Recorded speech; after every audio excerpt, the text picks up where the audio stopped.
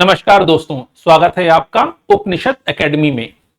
दोस्तों, आज हम महत्वपूर्ण टॉपिक पर चर्चा करेंगे और आज का हमारा टॉपिक है दो महत्वपूर्ण परिप्रेक्ष्य जिनसे सामान्यतः प्रश्न पूछे जाते हैं। आज के दो महत्वपूर्ण परिप्रेक्ष्य कौन से हैं? एक है पुस्तक परिप्रेक्ष्य जिसे हम बुक व्यू कहते हैं और दूसरा है क्षेत्रीय परिप्रेक्ष्य जिसे हम फील्ड व्यू कहते हैं। तो चलिए आज के इस लेक्चर में हम जानेंगे फील्ड व्यू और बुक व्यू की अवधारणा क्या है और सामान्य भाषा में, सरल भाषा में समझने का प्रयास करेंगे। ठीक है, सबसे पहले हम देखें तो ये दो व्यू हैं, वो क्यों हैं? क्योंकि इन्हें भारतीय समाज को समझने से जुड़े हुए हैं। ऐसा नहीं है कि हम पश्चिमी समाज की बात कर रहे हैं, हम भारतीय समाज में या भारतीय समाज शास्त्र को समझने के दौरान इंडियन सोशियोलॉजी की जब बात आती है कि अगर हमें इंडियन सोसाइटी की स्टडी करनी है तो हमें कौन सी अप्रोच को पालन करना चाहिए, कौन सी अप्रोच को अपनाना चाहिए, इसी को लेकर दो दृष्टिकोण डेवलप हुए। एक है बुक व्यू और दूसरा है फील्ड व्यू। ठीक है, बुक व्यू क्या कहता है? बुक व्यू यह कहता है, यानी पुस्तकीय परिप्रेक्ष्य यह कहता है कि ग्रंथों का अध्ययन करके, जो हमारे प्राचीन ग्रंथ हैं, शास्त्र हैं, उपनिषद हैं, वेदांत हैं, इनकी स्टडी करके हम भारतीय समाज को बेहतर तरीके से समझ सकते हैं। जबकि दूसरी तरफ दूसरा जो उपागम है वो है फील्ड व्यू, जो ये मानता है कि गांव में लोगों के बीच जाकर वैज्ञानिक अध्ययन करके, व्यवहारिक अध्ययन करके, सहभागी अवलोकन करके, वस्तुनिष्ठ अध्ययन करके आप समाज को, वर्तमान संदर्भ को गहराई से समझ सकते हैं। तो दोनों का उद्देश्य क्या है? दोनों का उद्देश्य भारतीय समाज को गहराई से समझना, लेकिन एक बात करता है ग्रंथों के अध्ययन की और एक बात करता है व्यवहारिक अध्ययन की, वास्तविक अध्ययन की, फील्ड पे जाके स्टडी करने की।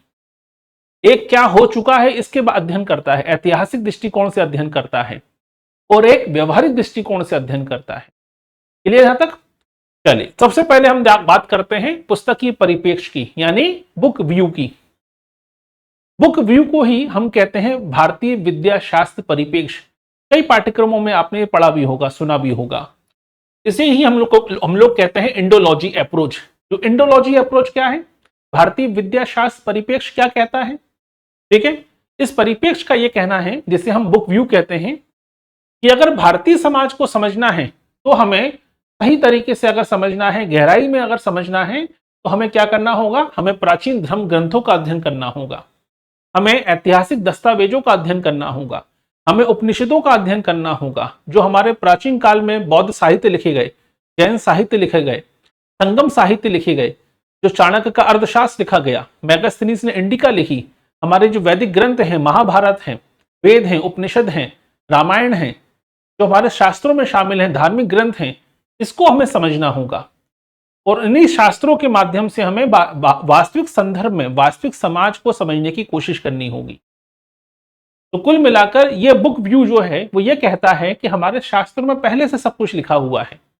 जो भारतीय समाज में हो रहे बदलाव हैं या भारतीय समाज में जो प्रणालियां प्रचलित हैं, जैसे जाति व्यवस्था, जैसे संयुक्त परिवार प्रणाली, जैसे धर्म की उपस्थिति, जैसे विवाह प्रणाली, इन सब का उल्लेख हमारे ग्रंथों में मिलता है। इसलिए हमें ग्रंथों का सहारा लेना चाहिए इन प्रणालियों को, इन व्यवस्थाओं को समझने में। यह अप्रोच है किसकी? बुक व्यू की अप्रोच है। अब क्योंकि ये क्या करता है? ये ऐतिहासिक दृष्टिकोण की बात करता है। अतीत में जो ग्रंथ लिखे गए हैं उनके संदर्भ से, उनके माध्यम से ये वर्तमान समाज को समझने की बात करता है। इसलिए ये दृष्टिकोण कैसा हो जाता है?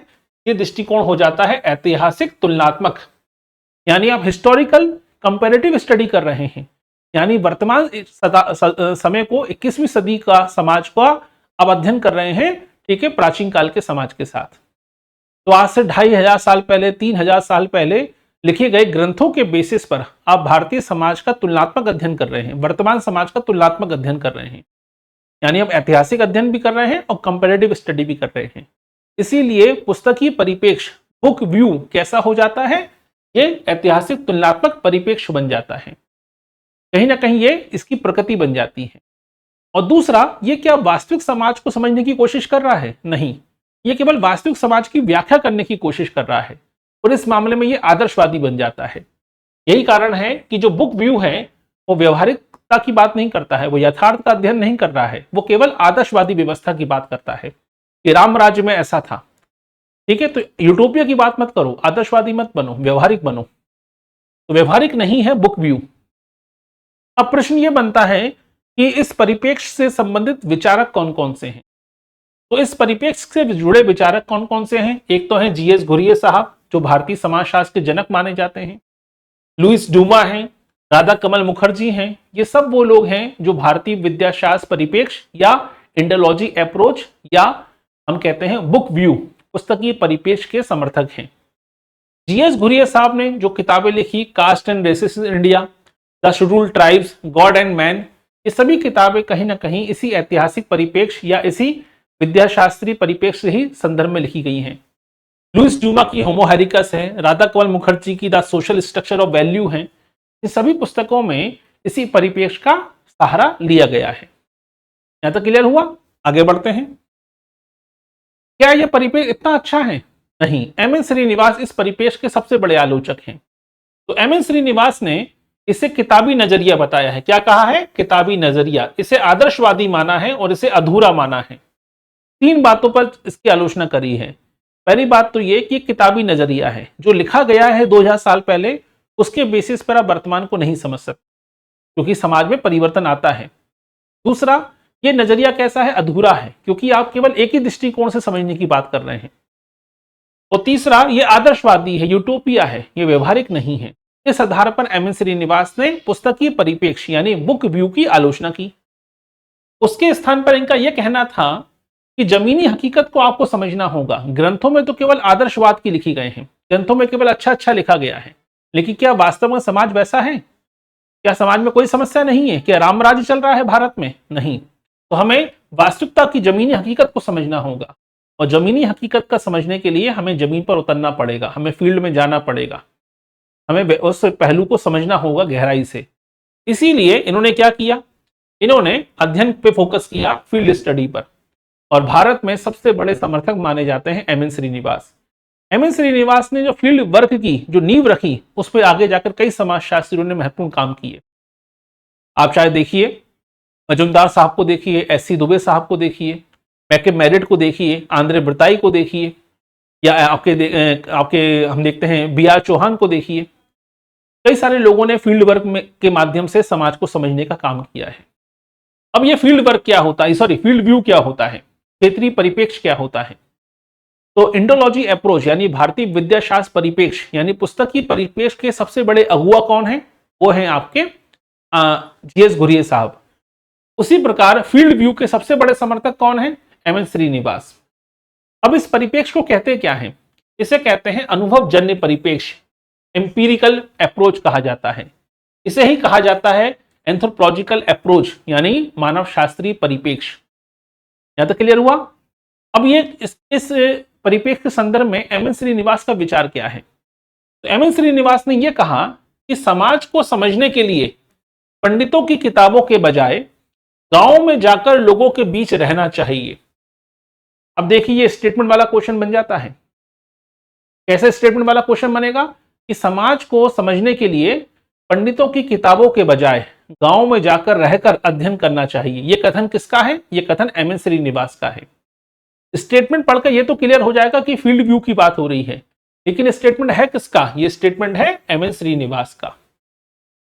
अब यहां पे फील्ड व्यू की बात तो हो रही है, लेकिन फील्ड में जाके करेंगे क्या? तो एम एन श्रीनिवास कहते हैं कि फील्ड में जाकर आप क्या कीजिए? प्रत्यक्ष अवलोकन कीजिए, आप सहभागी अवलोकन कीजिए, आप पार्टिसिपेशन ऑब्जर्वेशन कीजिए, सहभागी अवलोकन कीजिए। वहां जाकर डायरेक्ट सीधा समस्याओं को जानिए, लोगों के बीच में घुलिए मिलिए, वहीं रहिए, और वहां पे आपको वास्तविकता की समझ होगी, आप घटनाओं को वास्तविक रूप से समझ पाएंगे। तो ये मेथड की बात भी करते हैं। और जब आप गहराई में उतरते हैं, जब फील्ड में जाके स्टडी करेंगे, तो क्या आपको आदर्शवादी स्थिति मिलेगी? नहीं, आपको यथार्थवादी स्थिति प्राप्त होगी, आपको व्यवहारिक ज्ञान प्राप्त होगा। यही है फील्ड व्यू की विशेषता। तो जहां पुस्तक परिप्रेक्ष्य या इंडोलॉजी अप्रोच या भारतीय विद्याशास्त्र परिप्रेक्ष्य या बुक व्यू अप्रोच जहां आदर्शवादी है, वहीं फील्ड व्यू जो है वो व्यवहारिक है, वो वास्तविक है, वो रियलिटी की बात करता है, यथार्थ की बात करता है। ठीक है, एक उदाहरण देते हुए एम एन श्रीनिवास कहते हैं, एम एन श्रीनिवास ने एक उदाहरण भी दिया। वो कहते हैं कास्ट सिस्टम को देखिए। कास्ट सिस्टम में हमारी किताबों में क्या लिखा मिला? हमारे किताबों में कहा गया कि जाति स्थिर होती है, जो कभी नहीं जाती उसे कहते हैं जाति। तो इस प्रकार की परिभाषाएं सुनने को मिलती है, पढ़ने को मिलती हैं। और प्राचीन ग्रंथों में यह माना गया कि जाति को बदला नहीं जा सकता, जाति जन्मजात होती है। जिस जाति में हमारा जन्म होता है उसी में हम मरते हैं, हम जाति को बदल नहीं सकते। तो यहाँ पे जाति को आपने स्थिर माना। लेकिन जब एम.एन. श्रीनिवास ने फील्ड व्यू का इस्तेमाल किया और रामपुरा गांव में जाकर अध्ययन किया, फील्ड वर्क किया, तब उन्होंने देखा कि ऐसा नहीं है। निम्न जातियां अपनी स्थिति को ऊपर उठाने की कोशिश कर रही हैं। और यहीं से एक नया विचार, नया कॉन्सेप्ट उभर कर सामने आया, संस्कृतिकरण की अवधारणा, जहां निम्न जातियां अपनी स्थिति को बेहतर बनाने के लिए, अपनी स्थिति को ऊपर उठाने की कोशिश कर रही हैं। तो पुस्तकीय परिप्रेक्ष्य तो कहता है कि जाति स्थिर है, लेकिन जब फील्ड व्यू का इस्तेमाल किया, क्षेत्रीय परिप्रेक्ष्य का इस्तेमाल किया, तो मालूम पड़ा स्थिति तो ऐसी नहीं है, स्थिति तो बदली हुई है। यह फायदा होता है फील्ड व्यू का। अब जैसे आपने देखा था कि पुस्तकीय परिप्रेक्ष्य से कौन कौन जुड़े हुए थे, आंद्रे बर्ताई जुड़े हुए थे, सॉरी माफ कीजिएगा, लुइस ड्यूमा जुड़े हुए थे, राधा कमल मुखर्जी जुड़े हुए थे, जी.एस. घुरिये साहब जुड़े हुए थे। उसी प्रकार फील्ड व्यू से, वो पुस्तकीय व्यू के समर्थक हैं, फील्ड व्यू से कौन कौन जुड़े हुए हैं? सबसे महत्वपूर्ण है एम.एन. श्रीनिवास, दूसरे हैं एन.के. बोस, एक हैं एस.सी. दुबे साहब, आंद्रे बर्ताई, कई सारे विचारक जुड़े हुए हैं। एम.एन. श्रीनिवास ने रामपुरा गांव का अध्ययन किया, ठीक है। एस.सी. दुबे साहब ने, आपने पढ़ा ही होगा, समीरपेट गांव का अध्ययन किया था, ठीक है। आंध्र बर्ताई ने श्रीपुरम, तंजौर जिले में, तमिलनाडु के तंजौर जिले में श्रीपुरम गांव का अध्ययन किया। तो ये सभी लोगों ने फील्ड में उतरकर काम किया और वास्तविक यथार्थवादी अध्ययन किया। क्लियर? तो इनकी किताबें भी जरूर पढ़ लीजिएगा। तो कुल मिलाकर दोनों ही परिप्रेक्ष्य में अंतर क्या है? तो बुक व्यू कहता है इसे पाठ्यपुस्तक परिप्रेक्ष्य कहते हैं, फील्ड व्यू को अनुभवजन्य परिप्रेक्ष्य कहते हैं। बुक व्यू कहता है कि वेदों का, ग्रंथों का, स्मृतियों का, महाकाव्यों का अध्ययन करना जरूरी है भारतीय समाज को समझने के लिए। फील्ड व्यू कहता है कि नहीं, प्रत्यक्ष अवलोकन, फील्ड वर्क करना जरूरी है, सहभागी अवलोकन करना जरूरी है भारतीय समाज को समझने के लिए। बुक व्यू कहता है, बुक व्यू का नेचर कैसा है? ये आदर्शवादी है और ये यथार्थवादी दृष्टिकोण है। यहां संपूर्ण भारतीय समाज के अध्ययन की बात करता है कि जब हम वेदों का अध्ययन करेंगे, जब हम महाकाव्यों का अध्ययन करेंगे, तो हम पूरे भारतीय समाज को समझ सकते हैं। लेकिन फील्ड व्यू कहता है कि नहीं, हर जगह का समाज अलग होता है, हर कल्चर अलग हो जाता है, ठीक है। कहीं ना कहीं आसपास की जलवायु का, क्षेत्र का, जीवन शैली का अंतर आता है। इसलिए फील्ड व्यू किसकी बात करता है? माइक्रो स्टडी की बात करता है, किसी विशिष्ट गांव, किसी विशिष्ट समुदाय के अध्ययन की बात करता है। क्लियर? इसके समर्थक कौन है? जी.एस. घुरिये हैं, लुइस ड्यूमा है, राधा कमल मुखर्जी हैं। इसके समर्थक एम.एन. श्रीनिवास, आंद्रे बर्ताई, एस.सी. दुबे, एन.के. बोस हैं। तो ये दोनों में डिफरेंस भी आपको क्लियर होना चाहिए। अब आते हैं निष्कर्ष क्या निकलता है। तो निष्कर्ष ये निकलता है कि बुक व्यू हमारे समाज की नींव को समझने में कारगर साबित होता है कि हमारा जो भारतीय समाज है, सनातन परंपरा है, उसकी नींव कहां से शुरू होती है। तो नींव को जानना भी जरूरी है। और दूसरी तरफ फील्ड व्यू हमारे वर्तमान समाज की सच्चाई को समझने में सहायक होता है। तो हमें दोनों से ही परिप्रेक्ष्य को अपनाना है। ये नहीं करना है कि एक परिप्रेक्ष्य पे फोकस करना है, हमें दोनों ही दृष्टिकोण की आवश्यकता है। क्योंकि भारत का कल्चर कोई अमेरिकी कल्चर नहीं है कि 400-500 साल पुराना, 5000 साल पुरानी संस्कृति है। तो हमें दोनों ही परिप्रेक्ष्य को समझना होगा, दोनों ही परिप्रेक्ष्य का सहारा लेना होगा। तो हमें बुक व्यू और फील्ड व्यू दोनों को एक साथ कोऑर्डिनेट करना होगा। यही एक निष्कर्ष है, यही एक तरीका है भारतीय समाज को गहराई से समझने का। ठीक है, तो ये था आज का टॉपिक, छोटा सा लेक्चर था, फील्ड व्यू क्या होता है और बुक व्यू क्या होता है। बुक व्यू को ही हम लोग भारतीय विद्याशास्त्र परिप्रेक्ष्य या इंडोलॉजी अप्रोच कहते हैं। तो छोटा सा टॉपिक था, उम्मीद है आपके बहुत काम आएगा।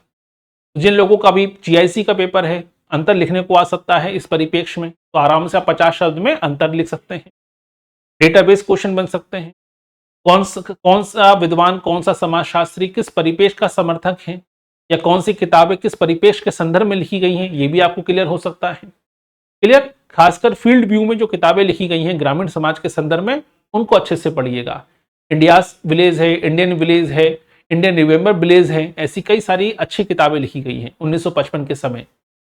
क्लियर? तो ये है आज का हमारा लेक्चर।